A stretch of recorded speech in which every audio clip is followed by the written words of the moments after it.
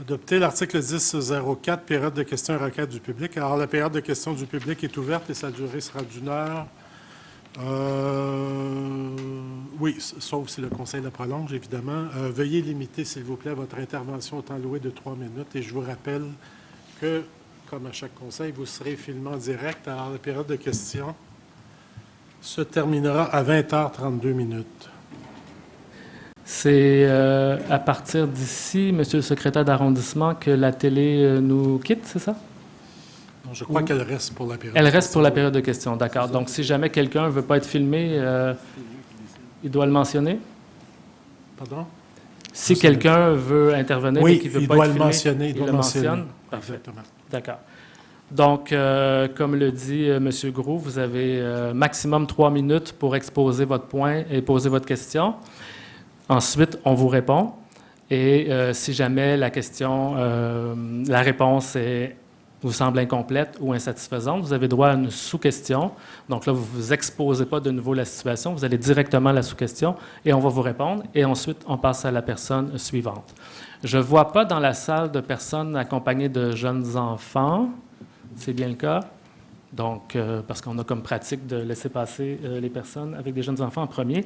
Donc, j'invite Mme Vanessa Anastasopoulos.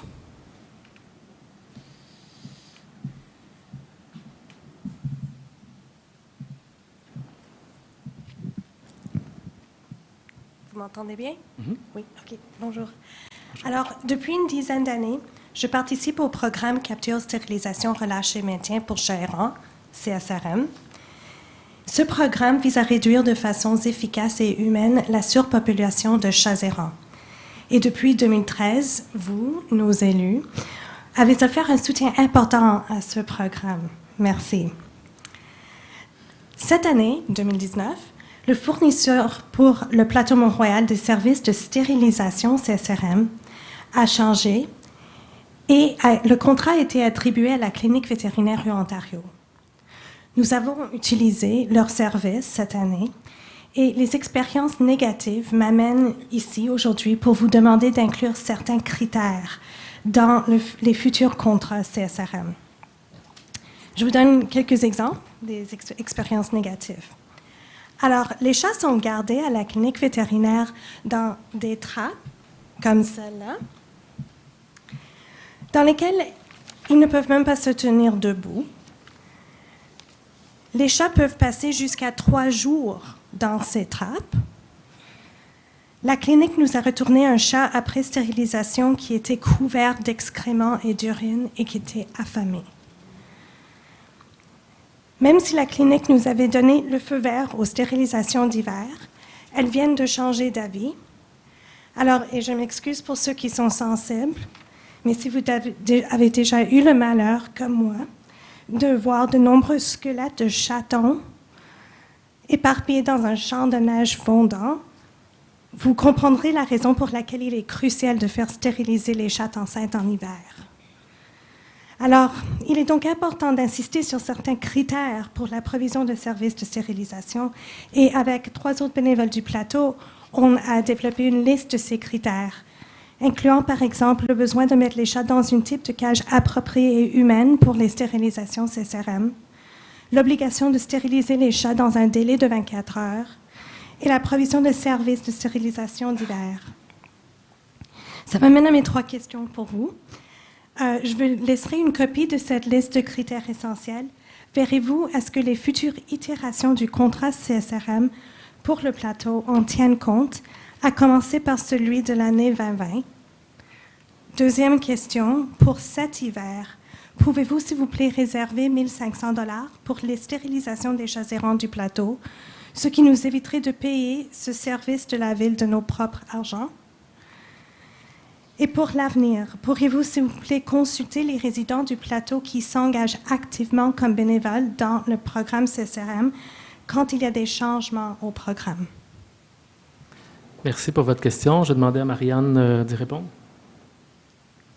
Merci beaucoup. Merci vraiment très, très chaleureusement d'abord pour le travail, le soin, la passion que vous mettez, je sais, vous et plusieurs autres personnes, surtout des femmes, hein, on le souligne, si c'est pas exclusivement, là, corrigez-moi, mais en tout cas. Donc, justement, à prendre soin des colonies de chats féraux qui vivent dans nos ruelles. Donc, c'est vraiment un travail qui est bénévole, un travail qui est précieux. Vous l'avez souligné, hein, c'est vraiment la façon la plus efficace et humaine de limiter, d'empêcher que les colonies grossissent et deviennent même des nuisances pour les voisins, là, et en partant pour elles-mêmes, en ayant froid et en ayant faim dans les ruelles. Donc, ce qu'on a, pour faire une petite histoire, ça a longtemps été la SPCA hein, qui offrait ce programme-là, et ça devenait difficile pour les gens comme vous d'amener jusqu'à la SPCA, qui est quand même loin, là, au métro, c'est de Namur, de la Savane, en tout cas un des deux. De la Savane. De la Savane, pour amener les chats jusqu'à là-bas pour qu'ils soient stérilisés, après ça, retourner les chercher pour les relâcher dans leur ruelle. Donc, on avait cherché un vétérinaire, quelqu'un de plus près, et on avait trouvé un fournisseur qui nous avait semblé correct. Mais là, bon, on a bien reçu à l'arrondissement là, vos demandes, là, lesquelles vous avez répétées ce soir. Donc, on va prendre bonne note de tout ça. Là, je ne peux pas vous donner de réponse, évidemment, pour cet hiver. Là. C'est une question dont on pourra discuter. Ce n'est pas un très gros montant, mais il faut quand même voir de quelle façon c'est possible. Et on est en discussion en ce moment, de toute façon, avec ce fournisseur-là pour voir s'il ne pourrait pas faire des exceptions puis continuer à faire des stérilisations cet hiver.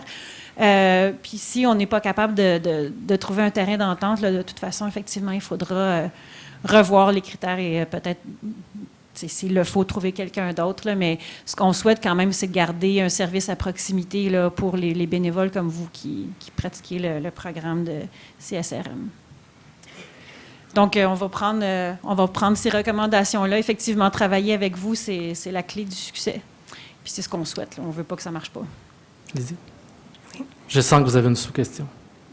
Non, je voulais simplement dire merci. En fait, il y a plusieurs critères.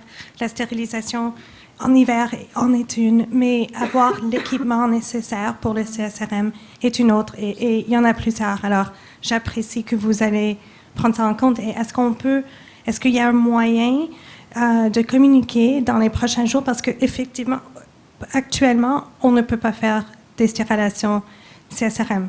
Il y a un chat d'ordre chez moi, je ne peux rien faire, sauf l'amener à un vétérinaire et payer entre 200 et 300 $ de ma poche pour le faire stériliser.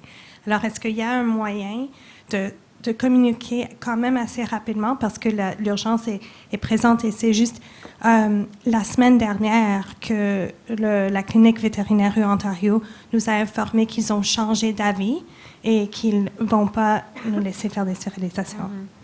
J'ai justement un message, là, c'est le directeur des travaux publics là, qui est aussi en charge de travailler à ce programme-là. Donc, il me confirme que cette semaine, on va trouver une solution. Donc, on a vos coordonnées de toute façon. On va vous garder informés là, rapidement. Avec qui est-ce que je peux laisser la liste? Au greffier, puis il va nous la transmettre après. L'adresse courriel de Marianne est facilement trouvable sur le site web de l'arrondissement. Oui. Merci beaucoup. Merci d'être venu. Donc, Monsieur Martin Lamarche. Bonsoir. Bonsoir. Je vais vous parler du stationnement sur rue Réservé aux résidents ce soir. Moi, ça fait 5 ans maintenant que j'habite le plateau près du parc La Fontaine, le secteur 19. Naturellement, on est très, très touché par les travaux autour du secteur. Donc, le stationnement sur rue est très sous pression, disons. J'ai fait maints appels à l'arrondissement à différents moments donnés pour des travaux, pour avoir de la relocalisation, des choses comme ça. Maintenant que vous allez augmenter les tarifs, je suis tout à fait en accord avec l'augmentation de tarifs. Je trouve que c'est un bon moyen de financer différentes activités de la ville et différentes choses. La seule chose que je me demandais, c'est que l'administration précédente avait... je parle avant les élections, soulever la problématique des horaires aussi qui sont sur les stationnements par résident. Moi, mon travail m'oblige à me stationner après les heures qui sont prescrites par les vignettes. Donc, quand je reviens de travailler, la majorité du temps, il n'y a pas d'espace de stationnement dans les vignettes. Et malgré le fait que je vais payer la vignette la plus chère à Montréal, je suis privé de mon droit de me stationner dans mon secteur au complet, à cause des travaux, à cause des heures. Donc, je me demandais si la Ville et l'arrondissement avaient l'intention de modifier les plages horaires qui sont couvertes par les vignettes. Tu veux répondre? Oui, vas-y. Oui, peut-être deux ou trois choses. Là. D'abord, bon, c'est évidemment, les travaux, ça va et ça vient, là, selon les secteurs. On espère toujours que ça puisse se faire le plus rapidement possible, qu'on arrive à une situation plus régulière. J'imagine pour votre secteur, c'est la même chose pour vous. Pour ce qui est des heures, ça a déjà été modifié dans le passé. Je ne sais pas si vous avez déjà porté des requêtes au 3-1 là-dessus. Oui, parce qu'à l'occasion, on peut revoir aussi certaines heures. Quand vous parlez des heures, est-ce que c'est jusqu'à 23 heures que... Oui. Et vous arrivez après 23 heures? Oui. Et là, c'est... Toujours plein. Vous êtes dans le coin de Rachel, les bars et tout ça? Oui, le parc La Fontaine, la rue Sherbrooke. Depuis 5 ans, la rue Rachel, il y a eu des travaux à toutes les années sur la rue Rachel, la rue Papineau, tout ça. Il y avait avant l'hôpital Saint-Luc qui était à Notre-Dame qui est à côté. Ça a un peu diminué, mais il y a tellement de gens qui utilisent maintenant ce secteur-là. Naturellement, moi, mon travail m'oblige à me stationner à des heures indues. C'est la nature de mon travail, mais il n'y a jamais de stationnement. Souvent, je suis obligé de virer en rond jusqu'à 2-3 heures du matin pour me stationner dans des endroits illégaux et devoir bouger mon véhicule à 7 heures le matin.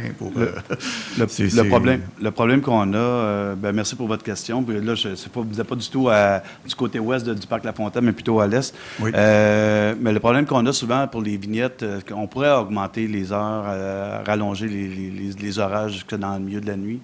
Le problème qu'on a, c'est souvent les agents de stationnement qui ne sont pas en service pour répondre justement à faire respecter la réglementation. Fait qu'on peut voir qu'est-ce qu'on peut faire, mais pour l'instant, ça me paraît assez difficile de... Je voulais mentionner aussi que nous avons quand même ajouté 80 nouvelles places de stationnement du côté est de... oui, l'augmentation des places, mais... C'est quand même...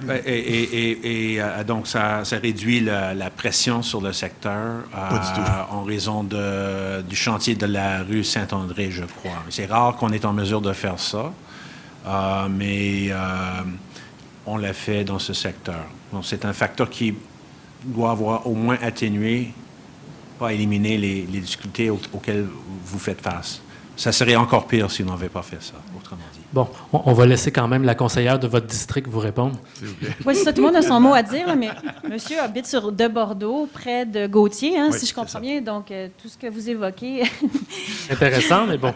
est moins utile. Mais je pense que ce qui a augmenté beaucoup la pression dans votre secteur, ça a été les travaux sur Papineau, parce qu'il n'y avait pas du tout de stationnement de disponible. On le sait, le 19, c'est vraiment un des secteurs qui est dans les plus saturés. Si vous avez fait beaucoup des demandes au 3.1, il y a une révision qui est faite. C'est pas fait à chaque 6 mois, c'est fait à peu près aux années, aux 2 ans. Mais on vous entend bien, puis vous n'êtes pas le premier à en parler. Puis comme on a aussi, on le sait, des travaux dans les prochaines années qui vont devoir avoir lieu dans ce secteur-là, dont sur de Bordeaux, là, qui a vraiment des travaux des infrastructures de l'eau à faire. Peut-être qu'il sera question d'agrandir les zones de vignettes au moins pour que, même en arrivant en dehors des heures réservées, vous trouviez de la place. Là. Donc, j'ai pris bonne note, là, puis je vais faire un suivi. Merci beaucoup. Merci. Donc, Monsieur Gentilly.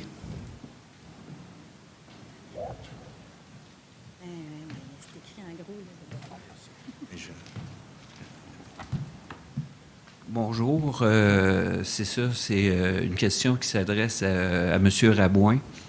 C'est concernant le parc La Fontaine, la canopée au parc La Fontaine, l'indice de la canopée, puis le théâtre de la verdure. En même temps, je voudrais quand même dire que ça prend un certain courage pour augmenter la tarification pour les gros véhicules, pour contribuer à assainir l'air en ville, puis j'espère que ça va être suivi par d'autres. Mais il y a les émissions de gaz carbonique, mais qu'en est-il des poumons de la ville? Les poumons, c'est les arbres. Puis j'ai constaté qu'il s'est coupé beaucoup d'arbres au parc La Fontaine. Puis j'ai fait ma recherche, puis selon un livre préfacé par Pierre Bourque, ou des gens qui se connaissent, là, c'est qu'on a tendance, au nom de la sécurité, d'un principe, d'oublier tout le reste. Ça oxygène, ça rafraîchit, ça capte la poussière.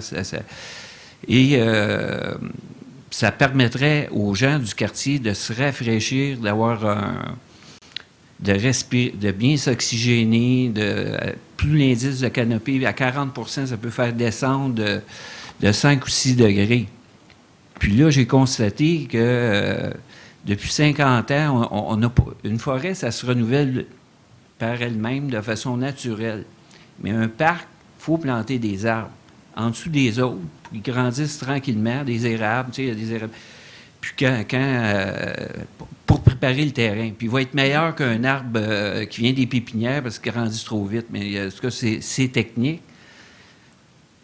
Moi, ma question, c'est au niveau de la canopée, c'est quel est votre plan, quelle est votre vision pour les parcs à Montréal? Je sais que peut-être vous n'avez pas... pour le parc La Fontaine, parce que M. Ferrandez, c'était les parcs de toute la ville. Mais pour le parc La Fontaine, ce serait important parce qu'il y a un gros déficit. On a coupé les arbustes, le gazon est délabré, il y a des secteurs qui n'ont rien. Puis on a tout mis l'argent dans les bâtisses. Puis des fois, on se demande, puis il y a eu des débordements là, je ne veux pas rentrer dans les détails, là, mais puis on n'a rien mis au niveau de la plantation des arbres. On a coupé beaucoup, puis on aurait pu préserver plus. Mais c'est quoi votre plan concernant le verdissement? Puis là, parce que le parc La Fontaine, c'est un joyau. C'est le joyau du plateau Mont-Royal. Mais il est complètement délabré. La fontaine est insignifiante. Le théâtre de la verdure fermé. Les arbres coupés. Rien de planté. Fait qu'il y a beaucoup de travail à faire. Mais qu'est-ce qui est inquiétant, c'est le directeur des parcs a démissionné. Puis de l'autre côté, on a tout mis dans la voirie, tout en même temps. Je me demande comment ils font pour surveiller ça. Puis là, on n'a plus d'argent. Tu sais, les arrondissements. Mais c'est pour ça que c'est inquiétant concernant le théâtre de la verdure. Ça fait des années qu'on nous promet. Mais moi, vous arrivez à votre 3 minutes, hein? Il s'est rendu à 0. Je peux vous laisser finir votre phrase quand même. Je dirais quand même qu'il a été fermé rapidement, qu'on aurait pu le conserver, puis qu'on l'a peut-être fermé pour avoir des budgets. Puis qu'on a tardé par la suite à faire quoi que ce soit. Okay. Donc, le parc La Fontaine, qui sera un des legs de Luc Ferrandez, une des choses qu'il a faites quand il était à la direction des grands parcs, c'est d'élaborer et de faire adopter un plan directeur pour le parc La Fontaine. Donc là, on a un plan de match qui est disponible sur le site Internet de l'arrondissement, si vous voulez aller voir, en détail, parce que ce parc-là, effectivement, a été négligé et a besoin d'investissements majeurs. C'est un parc qui relève de la ville-centre, parce que c'est un parc régional, même s'il est dans le plateau Mont-Royal. Et nous, on a beaucoup insisté pour qu'il y ait des investissements. Et il y a un plan. Il y a un plan d'investissement. À court terme, le théâtre de verdure, les travaux devraient commencer cet été.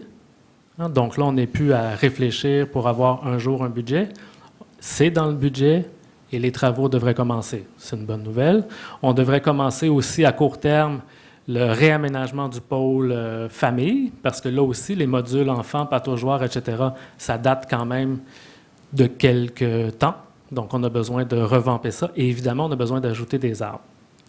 Donc, nous, on va avoir une présentation la 3e semaine de janvier spécifiquement sur le théâtre de verdure, la dernière mouture. Et après, on part en appel d'offres. Donc, les travaux devraient commencer et devraient se terminer pour une ouverture à l'été 2021. Je ne sais pas si quelqu'un veut compléter sur la partie plus canopée. Bien, la canopée, effectivement, ça fait partie du plan directeur où on doit assurer non seulement la sécurisation des arbres déjà existants, mais en plus se projeter dans l'avenir et, comme vous le dites si bien, nous aider à préserver cette couverture verte qui est si bonne pour la santé de tous les Montréalais. Merci. Merci, monsieur. Madame Suzanne Craig.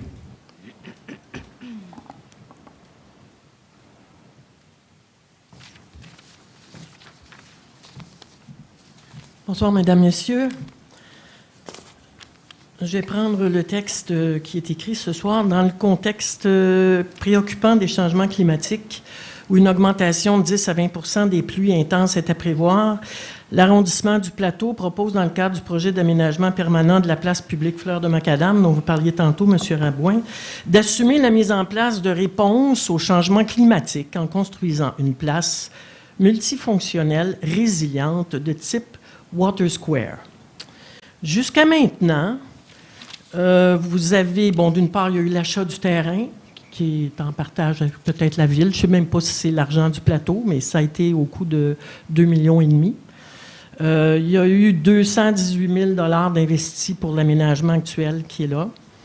Là, vous allez voter ce soir un octroi de contrat à une firme d'environ 458 000 $. Et éventuellement, il y aura probablement environ 2 millions, au-delà de 2 millions d'investissements pour finaliser cette place publique qui va revenir à plus de 5 300 000. Ça, c'est les chiffres grosso modo, là. 5 300 000, si je fais, on est 105 000 à peu près sur le plateau, ça fait à peu près 50 $, au-delà de 50 $ par personne, incluant les petits-enfants qui, bon, disons que... Personnellement, je trouve que c'est beaucoup d'argent dépensé pour une place sur la rue Mont-Royal, 5 millions de $. Vous cherchez de l'argent activement, vous venez... On a une augmentation de taxes, on a une augmentation de la taxe des services ici dans le plateau, il y a une augmentation des vignettes. Bon, on est en augmentation partout. Il manque 2 millions à votre budget, vous disiez. Et là, on va voter, donc, où on a parlé de faire une place pour capter de l'eau de pluie, pour faire des expériences. On a l'impression qu'il y a une douche qui est au-dessus du plateau Mont-Royal, ou, tu sais, comme pour la canopée, puis tout ça, là, tu sais, que tout est vilain ici, l'air est pas bon. On va avoir, je sais pas moi, des débordements intempestifs sur la rue Mont-Royal et tout ça. Et nous, on va payer 5 millions pour ça. Pour ma part, je trouve que c'est beaucoup d'argent. Je ne comprends pas qu'on investisse autant dans une place publique, alors qu'il y en a d'autres quand même dans d'autres quartiers, alors qu'on cherche à faire du logement social. On n'arrête pas de parler de logement abordable. Sur le plateau, il n'y en a pas. Il y avait cette place-là qui aurait été disponible. Il y a la caserne des pompiers qui fournit actuellement. Il y a quand même quelques petites places comme ça. Puis on n'entend jamais parler de ça. Alors moi, je fais un petit peu cette... J'essaie de mettre en relief des fois des choix qui sont faits par votre administration concernant des argents. Entre autres, vous allez aussi voter ce soir au-delà de 10 millions, au-delà de 11 millions, pardon, pour les infrastructures de rues, de trottoirs, de ci, de ça, là, tout ce qui est voie publique. Et vous allez investir 10 millions dans les parcs. Ça, je ne sais pas si ça fait partie, c'est indépendamment de ce dont je parle ce soir. Je ne comprends pas. Je ne comprends pas. Il y a au-delà de 100 000 personnes qui utilisent des rues, des trottoirs, des intersections qui ne sont pas sécurisées. Je suis passé au coin de Marianne-Brébeuf, c'est extrêmement dangereux. On ne voit rien. C'est la piste cyclable qui passe là. Expliquez-moi vos choix, s'il vous plaît. C'est ça ma question. Le choix de 5 millions pour une place publique, alors qu'il y a tant d'autres choses où vous pourriez mettre votre argent. OK. Je vais commencer par distinguer deux choses. L'augmentation de la taxe locale, par exemple, dans le plateau, qui est à 2 %, c'est une des plus faibles augmentations à Montréal de taxes locales. Et la taxe locale, elle sert à financer le budget de fonctionnement. Donc, les services de bibliothèque, les heures de piscine, les activités de loisirs, etc. Elle ne sert pas à financer des immobilisations comme des rues, des parcs ou des places publiques. Ça, c'est vraiment dans le programme triennal d'immobilisation. Et il y a 0 augmentation cette année de la taxe locale sur les immobilisations. Elle n'augmente pas. Vous aviez posé la question le mois dernier. Donc, on se sert de ce budget-là et effectivement, on fait des choix. Donc, évidemment, vous pouvez questionner ces choix-là, mais le choix de la place Fleur de Macadam était fait avant que j'arrive, mais je suis complètement d'accord que c'était important d'avoir une place publique animée sur la rue Montréal. On doit contribuer à dynamiser cette rue-là, à créer un espace de rencontre, et on doit se préparer au changement climatique parce qu'ils arrivent. Donc, on doit penser dans nos aménagements des nouvelles façons d'aménager nos espaces. Ça va être la même chose avec nos parcs, nos squares. Il faut qu'on essaie de penser à la gestion des eaux de pluie dans nos aménagements et on n'a pas beaucoup d'expérience là-dedans. Donc, on va expérimenter des choses sur cette place-là qui va nous servir ailleurs. Donc, on peut pas juste... C'est pas juste pour cette place-là. Le coût n'est pas lié juste à l'aménagement de la place Fleur de Macadam, il est lié aussi à l'expérimentation de nouvelles façons de gérer, par exemple, les eaux de pluie qui vont nous servir dans d'autres espaces. Peut-être que quelqu'un veut compléter? Bien, j'aimerais rajouter que ce projet-là est, entre autres, en partie subventionné par le gouvernement provincial. C'est déjà une information pertinente. Et également, il y a... je pense que la SDC ne serait pas d'accord avec vous. La SDC du Mont-Royal voit ça comme un investissement. Avez-vous vu le nombre de personnes là, qui se ramassaient là cet été pendant la... Il y a un besoin. Cette rue-là a véritablement besoin d'un espace vert, d'un espace où si on va devoir faire la gestion des eaux de pluie, comme l'a si bien mentionné Monsieur Rabouin. Je pense qu'il y a peut-être pas l'unanimité parce que vous êtes la personne qui semble être contre. Mais il y a quand même beaucoup, une grande majorité de gens qui se prononcent pour ce projet-là et qui suscitent beaucoup d'enthousiasme. Et je veux juste compléter parce que le logement social, vous savez que c'est un sujet qui nous préoccupe beaucoup, qui me préoccupe beaucoup aussi. Et il n'y a pas de lien entre le programme d'utiliser le PTI de l'arrondissement et les investissements dans le logement social. La construction de logements sociaux se fait via le programme Axélogie où le gouvernement du Québec transfère des fonds à la Ville de Montréal qui gère ça. Et la Ville peut acquérir des terrains à même son propre budget pour faire des projets de logements sociaux dans lesquels on peut jouer un rôle, évidemment. Ça aurait pu être là, mais on en a d'autres. On a l'œil sur plusieurs en ce moment. Je l'espère, c'est Absolument. ça. C'est ce que je vous souhaite d'entendre de votre part. Oui. C'est que vous mettez la main sur des places pour loger des gens. Quand on me dit, moi, qu'en bas de 1 000 $ pour un 3,5 sur le plateau, il n'y en a pas beaucoup, je tombe à la renverse.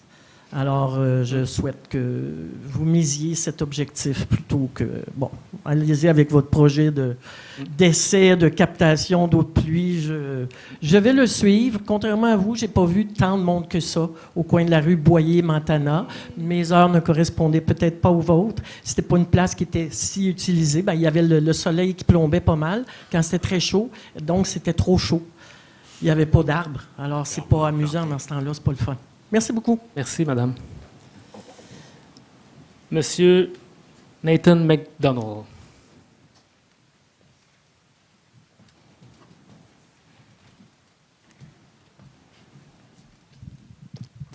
Salut tout le monde. Bonsoir. Bonsoir. Oui, moi, j'aimerais ne pas être filmé par la caméra de TVA. Oui, moi, c'est Gabrielle du Comité Logement du Plateau. Nathan me demandé de l'accompagner pour vous parler de À nous le plateau. Dans le fond, je ne sais pas si vous êtes tous et toutes au courant, on a organisé une assemblée citoyenne préélectorale pour les élections municipales et fédérales qui regroupait citoyens, citoyennes et candidats, candidates. C'est une initiative quand même particulière sur le plateau Mont-Royal. Dans le fond, c'était une organisation de citoyens, citoyennes et d'organismes communautaires. Ça faisait longtemps qu'on n'avait pas vu une organisation d'autant de personnes de différents milieux. On était environ une quinzaine de personnes dans le comité organisateur. Donc, on parle de la CDC AGP, du comité logement, du comité des citoyens et citoyennes de Milton Park, la Maison d'Aurore, la QPA. Donc, ça a été vraiment une belle réussite.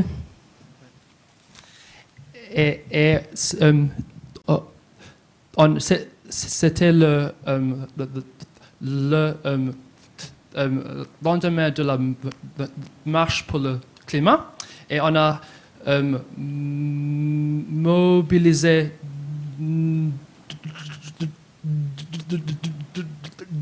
200 citoyens. Et c'était dans le centre des services communautaires de la monastère. Et c'était intéressant parce que c'était on était les citoyens n'étaient pas là seulement pour se plaindre, mais pour discuter collectivement et proposer des solutions. Et les citoyens, ils étaient là toute la journée, à partir du matin jusqu'à 5 heures. Et c'était aussi intéressant parce que nous, comme les organisateurs, n'avons pas planifié quel sujet à discuter. C'était les citoyens eux-mêmes dans le matin qui ont proposé quel sujet à discuter. Et c'était comme ça qu'on a séparé dans les petits ateliers, dans les salles pour parler du logement, de l'écologie, transport, ci, ça. Et donc, c'était pour... Donc, et en plus, il y avait une quinzaine de there were 15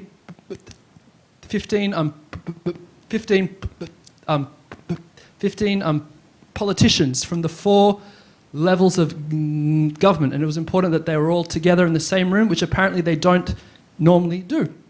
Donc, notre question, c'était qu'est-ce que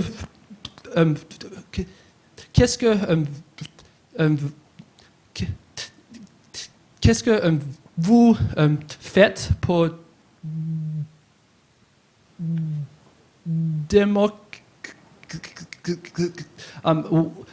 what are you doing to democratize the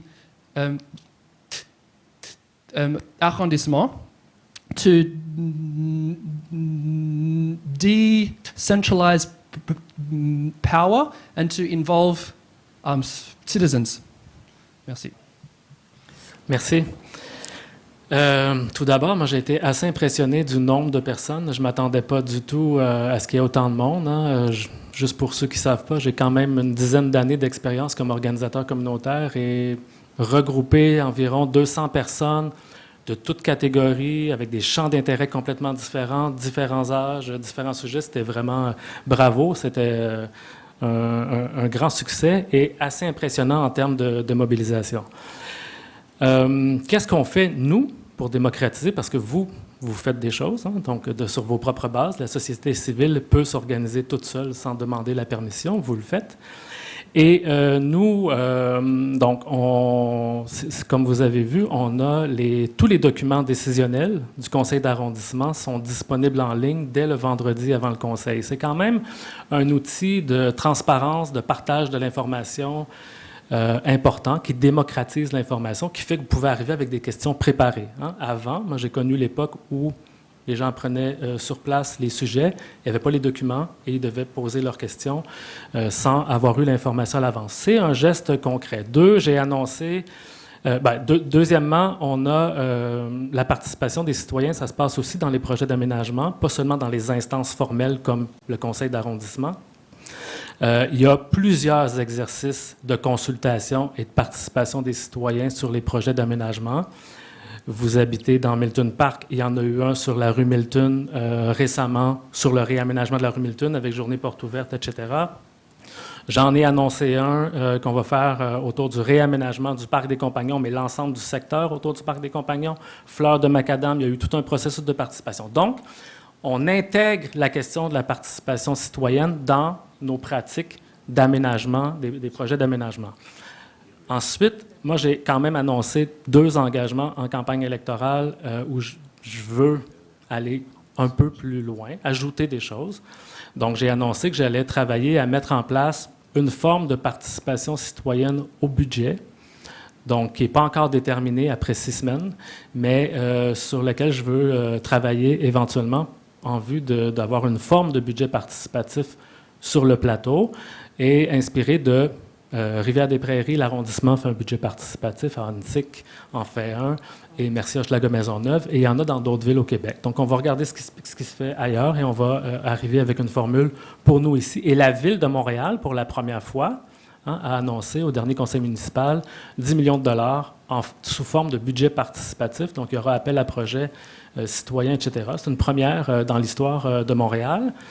Et donc, moi, je veux qu'on s'inspire de ça pour faire quelque chose à l'échelle de l'arrondissement. Et je vais aussi mettre en place un groupe de travail sur la participation citoyenne où on va mobiliser des gens comme vous qui savez comment mobiliser les citoyens pour voir comment on peut renforcer la vitalité démocratique du plateau. Donc, on va faire ça dans les prochains mois. Merci, mais c'est juste pour souligner aussi qu'on est en train de travailler à la suite de un à nous le plateau plus. Bravo, merci. Monsieur Julien Deschênes.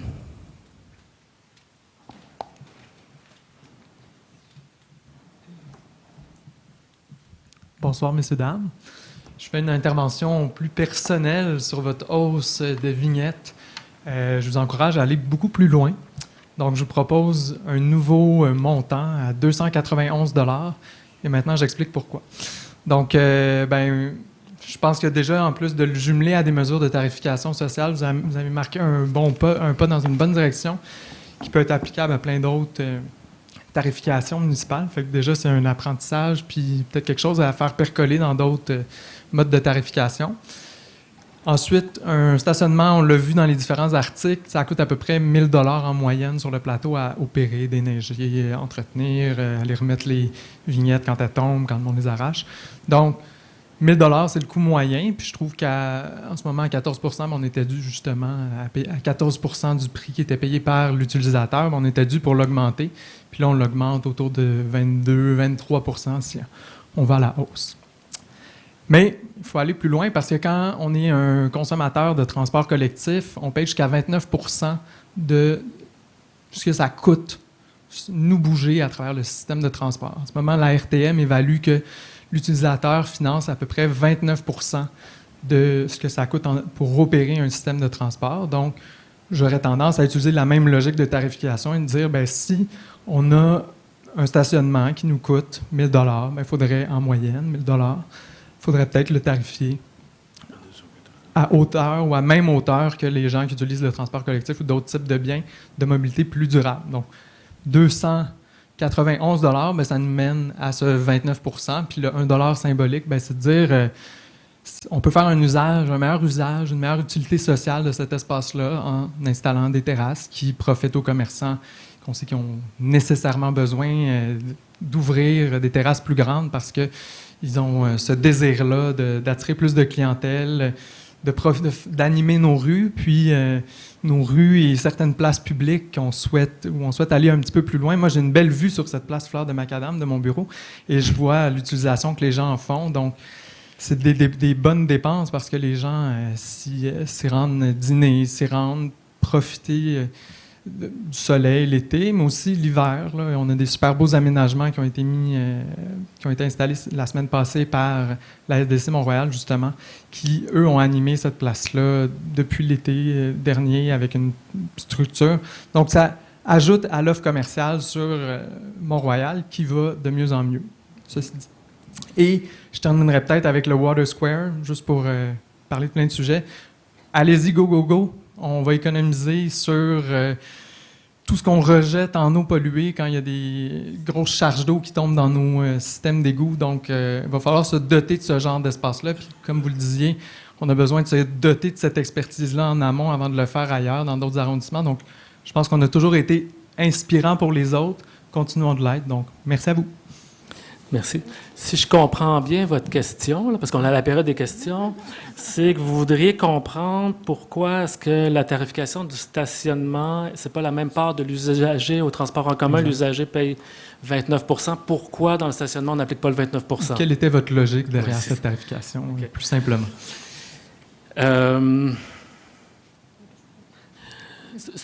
C'est une bonne question, hein, parce que le transport en commun, l'augmentation, elle est à chaque année. Donc, les gens assument une part toujours plus importante du transport en commun. Nous, notre logique, c'est d'arriver à avoir une tarification qui est équitable par rapport à l'usage de l'espace public, équitable par rapport aux autres usagers, équitable par rapport à l'ensemble des citoyens, dont la moitié des ménages sur le plateau n'a pas de voiture, mais assument quand même une partie des coûts. Et puis notre logique, c'est je dirais, de demeurer raisonnable, dans le sens qu'il faut que ça demeure acceptable. Donc on sait qu'en ce moment, bon, on teste l'acceptabilité sociale de notre augmentation, mais on était les plus élevés à Montréal et on est encore les plus élevés, mais par beaucoup. Donc, il faut, je pense que vous avez raison, le plateau, on doit un peu être le fer de lance de la transition écologique. On doit essayer d'avancer parce que les citoyens demandent ça. On a un avantage sur le plateau, c'est que les citoyens nous font pression. Il y a des gens comme vous, mais il y en a d'autres, moi, qui m'écrivent et qui me disent « Si ça coûte 800, on charge 800, c'est quoi l'affaire? » Donc, il y a des gens qui veulent qu'on charge plus, puis il y a des gens qui trouvent que ça n'a pas de bon sens d'augmenter. Donc, on navigue là-dedans, puis on essaie de trouver quelque chose on pense qui est une politique publique qui nous fait avancer sur la réduction de l'utilisation du véhicule et de faire assumer la portion la plus juste possible par les automobilistes en restant dans une logique acceptable. Mais bon, c'est ce que je vous dirais à ce stade-ci. Merci de votre réponse. Madame Marielle Nitovslavska. Tranquille. Une lettre à la fois. Oui, c'est ça, parce que je l'ai vu en angle. Merci. Si je le mets droit, c'est facile, mais... Non, moi, je trouve que vous avez bien fait. Merci beaucoup. Bonsoir. Bonsoir, madame. Alors, je parle au nom des citoyens qui habitent sur la rue Hôtel de Ville, entre Mont-Royal et Rachel. Il y a une énorme construction au coin nord-ouest d'Hôtel de Ville et de Marianne. C'est une construction qui a été très problématique dès le début pour toutes sortes de raisons. Donc, dès le début, nous avons fait une demande d'accès à l'information pour au moins connaître les détails de ce qui sera fait. La demande a été partiellement refusée, mais nous avons quand même su qu'il y aura 32 logements, etc. Malheureusement, c'était avant l'adoption de cette magnifique nouveau règlement que vous avez, je crois, Madame Plourde, proposé au mois d'août, que dans le futur, les constructeurs privés devront consulter les citoyens. Malheureusement, ce n'est pas le cas. De toute façon, dans les informations qu'on a reçues, avec l'accès à l'information, il y avait tous les détails, mais un détail qui manquait, c'était une immense terrasse sur le toit pour un bâtiment de 32 logements. Nous sommes très inquiets. La semaine dernière, nous avons vu les affiches que le développeur a annoncées. C'est comme ça qu'on a su, mais ce détail ne semble pas être présent dans aucune information préalable que nous avons reçue. Alors on se demande, on a tous appelé le plateau Mont-Royal à avoir des informations. On est incapable de les recevoir. Il y a de toute façon depuis quelque temps, les permis de construction ne sont plus affichés, jamais. Donc on ne connaît pas les détails pour les permis de rue, pour ce qui se passe avec ce bâtiment-là. C'est très difficile pour nous. Donc ma question est, à qui devons-nous demander pour avoir des détails sur ce permis de construction de cette grande terrasse sur le toit de cette maison? Vous pouvez me le demander. Parfait. Alors, je vous écris. Oui, vous pouvez m'écrire. Et puis, Parfait. mais en ce qui concerne, moi, je trouve ça inquiétant quand vous me dites qu'il y a des travaux qui se font puis les permis ne sont pas affichés. Vous savez qu'ils sont obligés d'afficher leurs permis, même qu'ils peuvent avoir une contravention s'ils ne le font pas. Je crois qu'il y a eu sûrement des dizaines de plaintes de citoyens de ce quartier et à la police et à l'arrondissement. Rien ne semble fonctionner. Encore une fois, ce genre, pour les permis non affichés, vous pouvez communiquer avec nous, puis nous, on fait suivre ça à notre service d'inspection. C'était fait, et effectivement, c'était efficace, mais bon, Il y a une limite de On temps. a pour des les- bonnes connexions à l'intérieur. Oui, je Fait sais que je bien. vous donne ma carte, Merci. puis Merci beaucoup. je vais communiquer l'ai les d'ailleurs. infos. Merci. Au revoir. Merci, madame. Donc, la dernière intervention, Monsieur Pascal Tanguay.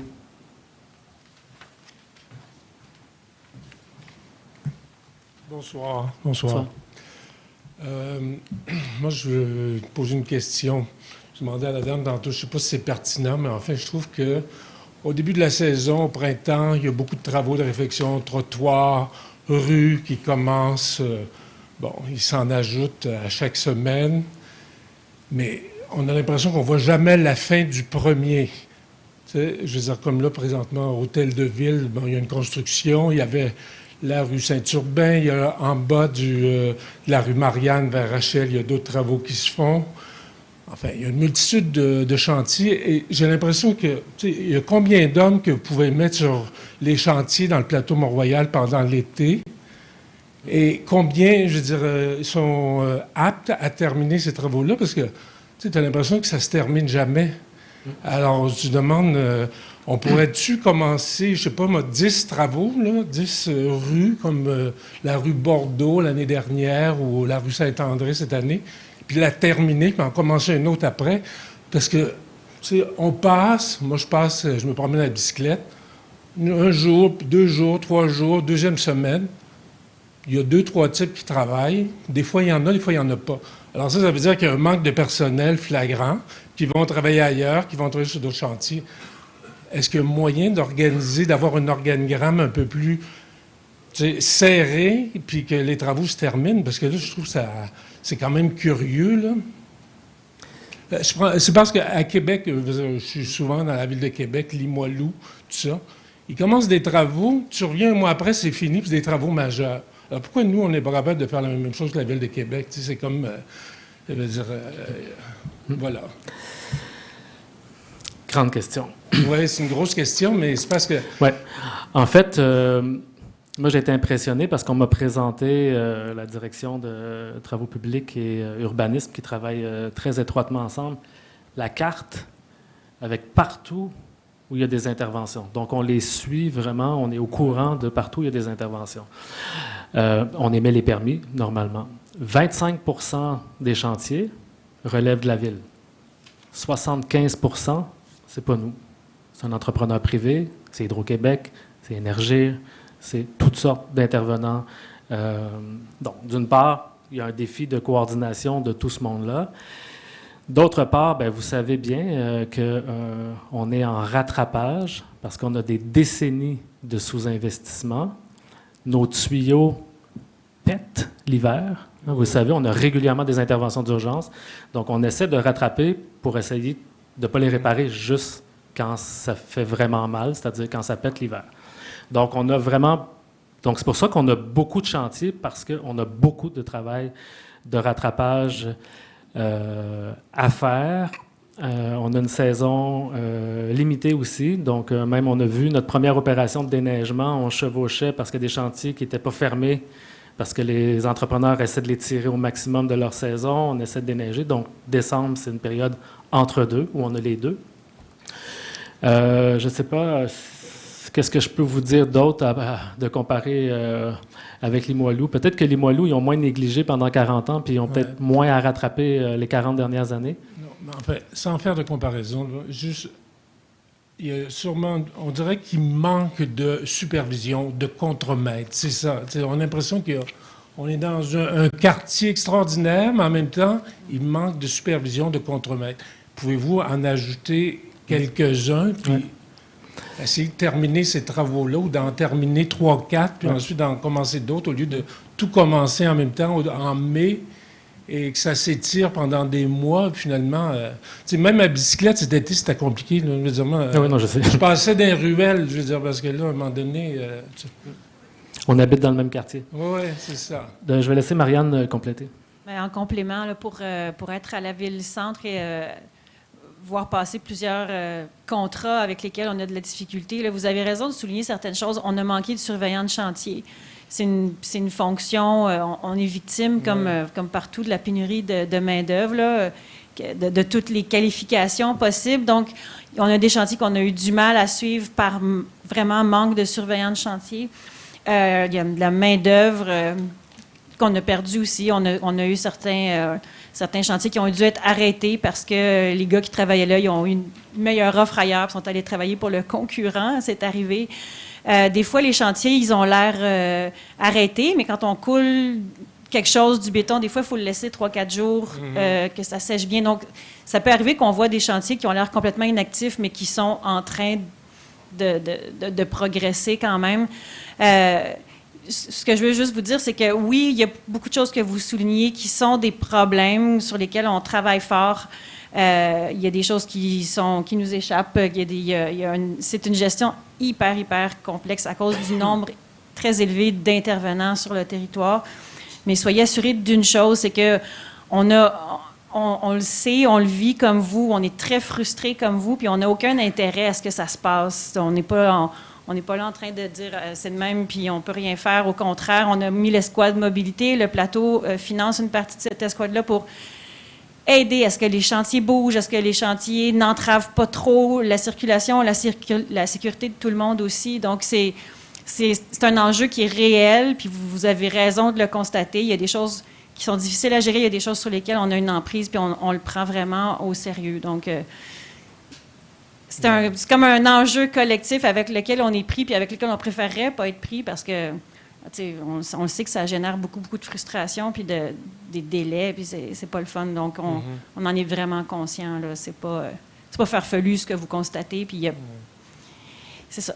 C'est un enjeu qui est pris en considération et ici, à l'arrondissement, pour les chantiers sur lesquels on a le contrôle. Nous, on suit de près tous nos chantiers et on est 6 élus à se promener dans le quartier. Puis dès qu'on voit une pancarte qui traîne, qui ne sert à rien, on est tout le temps en train d'aviser nos équipes pour être sûr que le suivi se fasse serré pour les chantiers sur lesquels on a le contrôle. Mais à la ville, il y a aussi un travail en ce moment parce qu'on sait que les choses ne peuvent que s'améliorer. On a beaucoup de travail pour améliorer la question et c'est un vrai enjeu sur lequel on veut vraiment s'améliorer dans les prochaines années. D'accord. Merci. Merci. Nous avons 6 questions en ligne, M. le maire. 6 questions en ligne? Il n'y en avait pas la dernière fois, donc c'est ma première fois, c'est pour ça. 6 questions en ligne. OK. Restez, elles sont intéressantes, les questions en ligne. Question numéro 1. J'aimerais savoir à quel moment prévoit-on effectuer le remplacement des entrées d'eau en plomb des résidences situées sur la rue Marquette à l'est et à l'ouest entre l'avenue Mont-Royal et rue Marianne, ainsi que sur l'avenue des Érables à l'est et à l'ouest entre l'avenue Laurier et le boulevard Saint-Joseph. Question envoyée par M. Pierre Paquet. Je serais vraiment très surpris qu'on soit capable de répondre si précisément que ça. Donc, ce que la Ville a annoncé, c'est qu'il allait avoir un plan d'intervention sur la question des entrées d'eau en plomb et que la méthode ancienne, qui était celle la Ville fait son travail et demande aux propriétaires de faire le sien, ne fonctionne pas parce que force est de constater que dans la majorité des cas, pour toutes sortes de raisons, les propriétaires ne font pas leur bout d'entrée. Donc là, le plan de match, c'est la Ville va faire les travaux sur son terrain et va faire en même temps les travaux en lieu et place des propriétaires privés qui ne voudront pas ou pourront pas le faire en même temps et on va leur envoyer la facture. Donc, on va s'assurer que ça va se faire et les propriétaires vont pouvoir rembourser la Ville sur une période jusqu'à 15 ans. Donc, on va être sûr comme ça qu'on fait, quand on va faire une rue, qu'on va faire toute la rue et les parties privées et la partie publique. Là, on n'est pas à l'étape de dire quelle rue va être faite quand. On est à l'étape de mettre en place le plan d'action sur plusieurs années pour refaire les entrées en plomb. On nous a déjà posé la question à savoir qu'est-ce qui va être le plus avantageux pour le résident. Est-ce que c'est de le faire soi-même ou de le faire faire par la Ville? J'imagine qu'il va y avoir une économie d'échelle. Ça risque d'être un petit peu moins cher. Et il y a la possibilité d'étaler ça, comme vous l'avez mentionné, M. le maire. Et il y a plusieurs locataires qui n'ont pas de contrôle sur les décisions de leurs propriétaires. Comme on va le faire, bien, tous les locataires vont avoir leur entrée d'eau refaite. Question numéro 2. Le 28 novembre dernier marquait le 10e anniversaire d'un des pères du cinéma québécois, Gilles Carle. En 2011, on inaugurait en son honneur la place Gilles Carle, qui relie la rue Sherbrooke au carré Saint-Louis. L'œuvre architecturale qu'est la place Gilles Carle montre aujourd'hui des signes de dégradation avec plusieurs pavés abîmés qui sont à remplacer. Le syndicat des copropriétaires, le 333 Sherbrooke, qui regroupe plus de 200 unités de copropriété bordant la place Gilles Carle, souhaiterait savoir à qui et comment adresser une demande de remplacement des pavés abîmés de la place Gilles Carle afin d'en préserver l'intégrité architecturale. Question envoyée par M. Pierre Paquette. Ah bon, mais là, ça y en fait 2. Et Robert Caparelli pour le syndicat des copropriétaires du 333 Sherbrooke. Oui. Mais il m'a fait plaisir de faire un suivi avec les citoyens pour voir l'état des pavés. J'étais présent à l'inauguration de la place Gilles Carle. Alors, je suis très familier avec l'endroit. Il me ferait plaisir de faire un suivi. Parfait. Merci. Donc, question numéro 3. Avez-vous l'intention d'imiter l'arrondissement Rosemont en ajoutant des stops ou feux piétons aux traverses piétonnes comme celle sur Rachel Coin-Garnier afin de les faire respecter par les usagers de la route? Plusieurs enfants, dont ceux de l'école Lanaudière, utilisent cette traverse pour rejoindre le parc La Fontaine.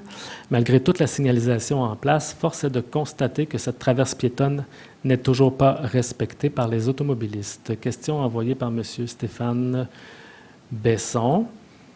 La première chose que je peux vous répondre, c'est qu'on en installe, nous aussi, des stops, comme fait l'arrondissement Rosemont. Ça arrive. Donc, on analyse les demandes d'intersection par intersection. Sur précisément Rachel Coin-Garnier, c'est chez toi? Oui. Et toi? Oui. Donc, on prend en note. On va voir, prendre note et on va faire le suivi. Je vais les prendre. Parfait. Donc, Joséphina va faire le suivi avec vous, M. Besson, sur plus précisément cette intersection-là. Question numéro 4. À ma connaissance, il n'existe pas de dépôt local pour résidus et matières dangereuses telles que les casernes de pompiers ou commerces privés. Comment allez-vous conjuguer transport actif et collectif avec l'écocentre sur Descarrières, qui est principalement rejoignable en auto? Pour limiter la dépendance à l'auto, il faudra changer de paradigme des écocentres. Non? Point d'interrogation. Question envoyée par M. Stéphane Besson. C'est le même, hein? C'est supposé d'être une par personne, normalement. Donc là, c'est la question, mais comme je m'en aperçois après, des résidus matières dangereuses, d'avoir un dépôt. Donc, j'imagine que la question, c'est est-ce qu'on ne pourrait pas avoir un dépôt dans le plateau pour les gens qui veulent se déplacer? Est-ce que c'est quelque chose qu'on a déjà envisagé? Pas vraiment.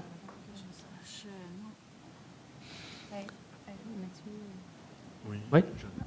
Jean-Sébastien?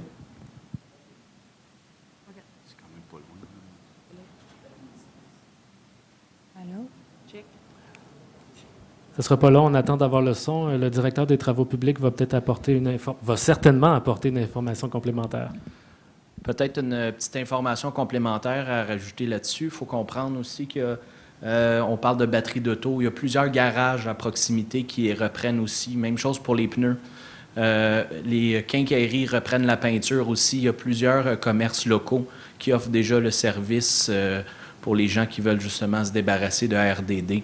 Puis l'arrondissement, sur demande aussi, vont récupérer les télévisions quand les gens veulent disposer de leur télévision. Ça, on le fait sur rendez-vous. Mais pour le reste, malgré que le fait que on n'a pas d'éco-centre dans l'arrondissement, c'est quand même aussi un plan B qui est à proximité pour les citoyens. Okay. Mais comme on est en réflexion sur la transition écologique dans l'arrondissement et toute la question des matières résiduelles, on pourra l'intégrer dans notre réflexion. Question 5. Juste voir si ce n'est pas la même personne, parce que je ne vais pas me faire avoir 3 fois. Il n'y a pas de nom. Bon. J'aimerais comprendre pourquoi les trottoirs ne sont que rarement réparés sur l'avenue du Mont-Royal en général, mais particulièrement près du métro Mont-Royal et à l'intersection de Mont-Royal et Saint-Denis. Il y a des crevasses sur les trottoirs depuis plus de 24 mois. Y a-t-il pas d'inspection pour les lieux aussi importants que le trottoir près d'une entrée de métro? Est-ce que la mairie d'arrondissement a un plan d'amélioration pour l'avenue du Mont-Royal afin qu'elle se distingue des autres avenues commerciales de Montréal? J'ai remarqué que la SDC semble proactive, mais malheureusement, les travaux de réparation des trottoirs et les îlots végétaux saillis sont presque inexistants sur notre avenue, alors que de nombreux... Ça arrête là. Travaux de trottoirs et l'ajout de saillies en cours annuellement sur des rues résidentielles. Question envoyée par Dominique Levasseur. Donc, en fait, on a octroyé un contrat il n'y a pas très longtemps pour faire des réfections mineures, un contrat de presque 500 000, à peu près, hein, ouais, environ 500 000 pour faire des réfections mineures sur l'avenue du Mont-Royal. Donc, on est très conscient qu'il y a des travaux à faire qui incluent les trottoirs sur l'avenue du Mont-Royal, mais aussi d'autres éléments. Pas seulement l'avenue du Mont-Royal. On me souffle les réponses, donc... Exactement, un contrat qui incluait des réfections mineures de trottoirs, environ 2500 mètres carrés partout dans l'arrondissement, qui incluait une dizaine d'interventions sur l'avenue Mont-Royal. On a terminé aussi le recensement de l'ensemble du tronçon, donc les équipes ont aussi un plan pour le reste de l'avenue. Donc, c'est ça. Puis, peut-être autour du métro, avec les travaux qui sont en cours présentement, on peut faire certaines interventions correctives temporaires, mais comme qu'il y a des travaux qui vont venir dans un second temps, c'est pour ça qu'on ne fait pas de réflexion majeure et à long terme. Il va y avoir des travaux majeurs autour du métro, donc on fait le minimum, mais au coin de Saint-Denis, Mont-Royal, ça reste quand même dans la zone où on peut faire des réfections. Donc, dans le contrat dont je vous ai parlé, ça incluait une partie de l'avenue du Mont-Royal, mais c'était plus large que ça. J'ai demandé, en fait, au service de faire une recension exhaustive des besoins de réfection mineure sur nos rues commerciales, là où il y a le plus de monde qui marche. Donc, Mont-Royal, la recension est faite. Saint-Laurent, au nord de Saint-Joseph. Tout le tronçon. Tout le tronçon Saint-Laurent est fait. Donc, Saint-Laurent... Il nous reste Avenue du Parc. Donc, on est rendu à faire Avenue du Parc en vue de se donner un plan de réfection de nos trottoirs, de nos rues commerciales sur le plateau. J'en vois pas d'autres.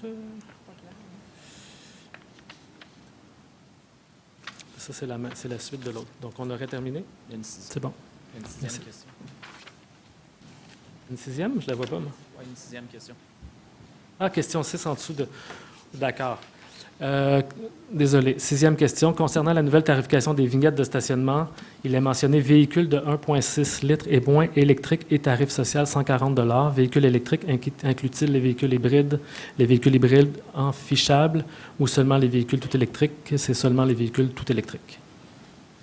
Qu'advient-il dans le cas d'un véhicule de 2,5 litres ayant une autonomie entièrement électrique de 63 km? On le considère comme un véhicule de 2,5 litres. Non, ben c'est écrit 2,5 litres. C'est ça. C'est 2,5 litres. Donc, la catégorie à 140 $ pour véhicules électriques, c'est les véhicules qui sont tout électriques. Donc, c'est ça la réponse. Alors, ça complète la période des questions.